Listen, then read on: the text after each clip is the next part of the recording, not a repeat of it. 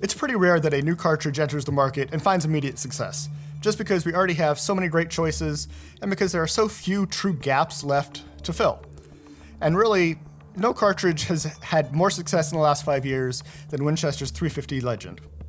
Introduced only back in 2019, companies are already making bolt-action rifles, autoloaders for the 350 Legend, as well as a couple single-action handguns, but the gun we have here is distinctive in a couple of ways.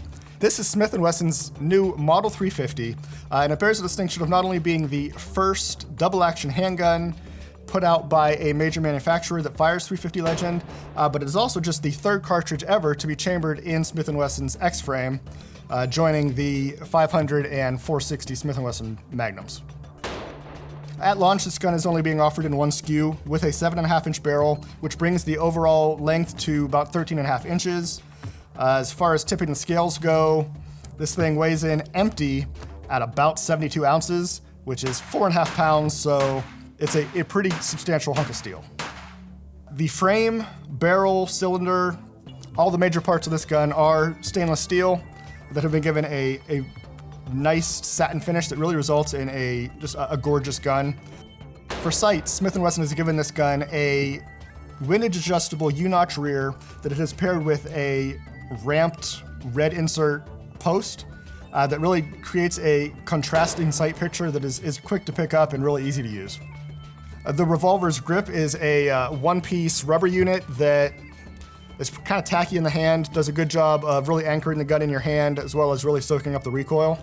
As far as controls go, this is a pretty typical Smith & Wesson with a cylinder latch on the left side of the frame that is pushed forward with the shooter's thumb in order to release the cylinder and load or unload the gun.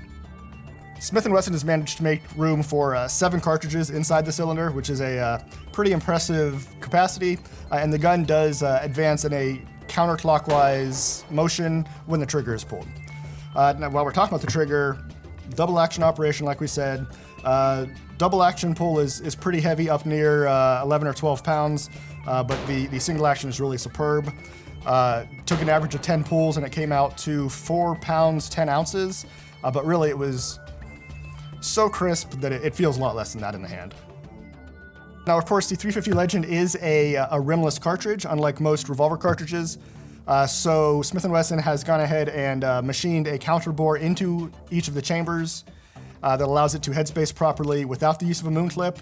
But the company included 2 moon clips with the revolver that, while they're not necessary, they do greatly speed in loading and also extraction. Without the moon clips, you're probably going to have to poke each shot individually with a wooden dowel once you're done shooting. Given that the 350 Legend is a rifle cartridge that was originally designed around a much longer barrel, and this is a revolver with a 7.5-inch barrel, as you can imagine, this thing is an absolute flamethrower on the range. But however, due to its weight, and also the port that Smith & Wesson is cutting into the end of the muzzle, recoil is completely manageable, probably better than you're thinking, and certainly far more pleasant than we're used to seeing out of X-frames. While we haven't had the opportunity to use this guy out on a field test ourselves, there's no doubt that the 350 Legend has the power necessary to take medium game at any responsible handgun hunting distance.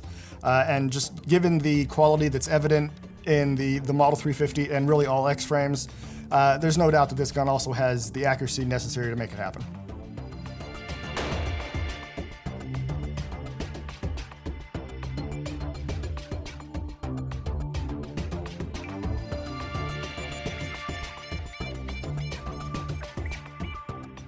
For more on firearms and shooting gear, go to AmericanRifleman.org.